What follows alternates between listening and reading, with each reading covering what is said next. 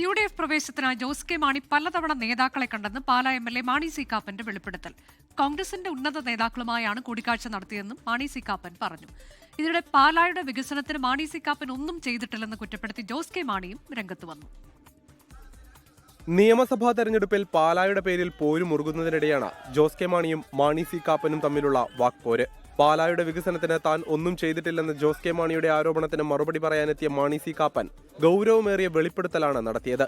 UDF പ്രവേശനത്തിന് Jose K Mani വലിയ ശ്രമം നടത്തിയെന്നും പലതവണ നേതാക്കളെ കണ്ടതും മാണി സി കാപ്പൻ.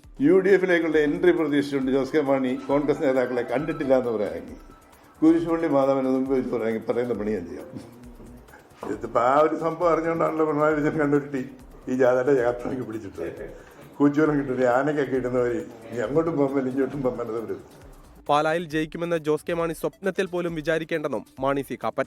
പാലായുടെ വികസനത്തിന് ജോസ് കെ മാണിയും കൂട്ടരും തടസ്സം നിൽക്കുന്നെന്നും മാണി സി കാപ്പന്റെ ആരോപണം. പാലായുടെ വികസനത്തിന് മാണി സി കാപ്പൻ ഒന്നും ചെയ്തില്ലെന്ന് ജോസ് കെ മാണി കുറ്റപ്പെടുത്തിയിരുന്നു. നമുക്ക് ചൂണ്ടിക്കാണിക്കാനോ തൊട്ട് കാണിക്കാനോ പ്രാദേശികമായ ഒരു പദ്ധതിയെങ്കിലും എടുത്തു പറയാൻ ജനപ്രതിനിധിക്കുണ്ടോ എന്ന് ഒന്ന് പരിശോധിക്കേണ്ടതാണ്.